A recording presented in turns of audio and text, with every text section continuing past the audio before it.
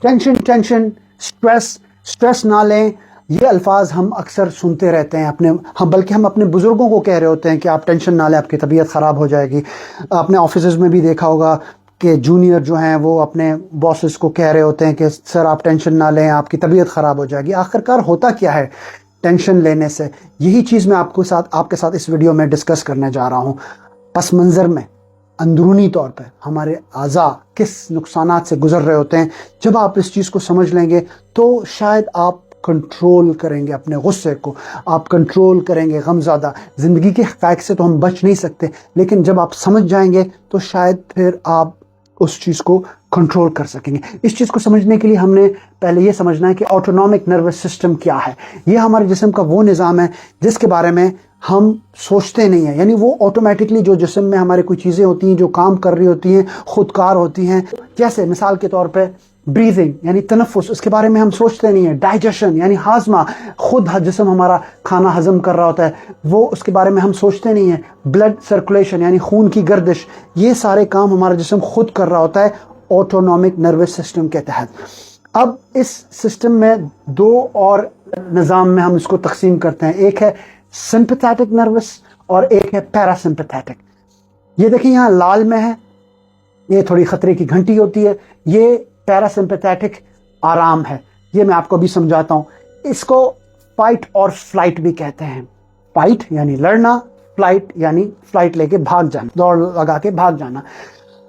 ہماری زندگی میں جب بھی کوئی ایسے موقع آتے ہیں جہاں پہ ہمیں بھاگنا ہو یا کوئی فیصلہ ہو یا لڑنا ہو، روڈ سڑک کراس کرنی ہو، گاڑی آ گئی، شیر آ گیا سامنے سے، ہمارے اندر ہمیشہ ریزرو انرجی ہوتی ہے، ٹھیک ہے، تاکہ وہ جب ہمیں اس کی ضرورت پڑے، ساری جسم کی جو باقی جو انرجی جہاں پہ صرف ہو رہی ہیں وہاں سے انرجی کو لے کے جسم ہمارا اس وقت کی جو ضرورت ہے ہنگامی طور پر وہاں پہ اس انرجی کا، اس توانائی کا استعمال کیا جائے. اس لیے یہ سسٹم ہمارے یہاں پہ کارمند ہوتا ہے.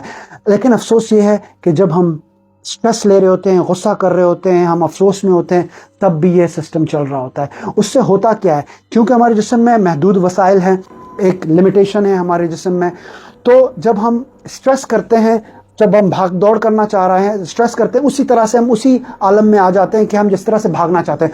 تو یہ ہارمون ایڈرینلن ہے اور ایک کورٹیزول ہے. یہ دو فعال ہو جاتے ہیں جب ہم غصے میں ہوتے ہیں، سٹریس میں ہوتے ہیں، یا حقیقی طور پر کوئی ہنگامی حالت ہوتی ہے.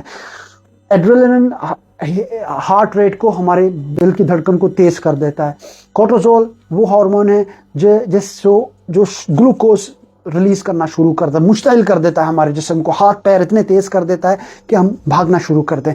تو یہ مسئلہ یہ ہے کہ ہم سٹریس میں ہوں یا ہم بھاگ دوڑ میں، یعنی وہ سچویشن کو جسم اسی طرح سے لے لیتا ہے کہ ہم اس وقت ایسی صورتحال میں ہیں کہ ہم نے کچھ ہنگامی حالت میں آ جاتے ہیں.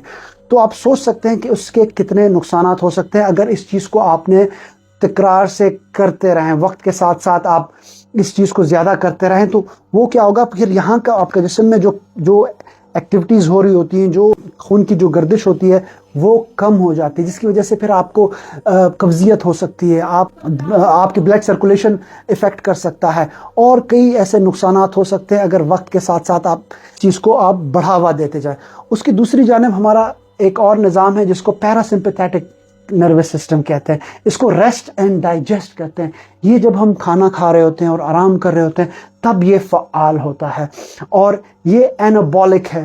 دوسرا جو ہے وہ کیٹابولک ہے. کیٹابولک یعنی بریک ڈاؤن، وہ توڑنا، یعنی ہم ورزش کر رہے ہیں، یہ سارا بھاگ دوڑ کر رہے ہیں، ٹینشن لے رہے ہیں، تو ہم اپنے جسم کو، اس توانائی کو استعمال کر رہے ہیں، جو ہمارے ریسورسز ہیں، وسائل ہیں جسم کے، ہم اس کو استعمال کر رہے ہیں، تو یہ بریک ڈاؤن ہے.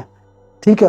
بامقابلہ سمپیتھیٹک ریسٹ اینڈ ڈائجسٹ میں جب آرام کر رہے ہوتے ہیں تو ریپیئر چل رہا ہوتا ہے، اینابولک، بلٹ اینڈ ریپیئر. تو یہ دو ایک ساتھ کام نہیں کر سکتے، یہ ایک جھولے کی طرح ہے.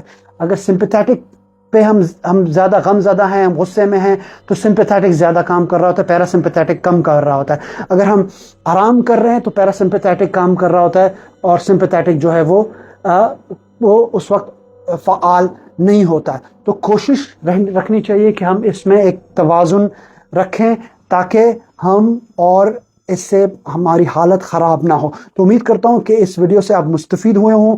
اگر آپ کو لگتا ہے کہ آپ یہ کسی کو فارورڈ کریں، اس کا فائدہ ہو سکتا ہے، آپ یہ ضرور کریں. اور میری آنے والی ویڈیو تک اپنا خیال رکھیں اور سب سے زیادہ صحت مند رہیں.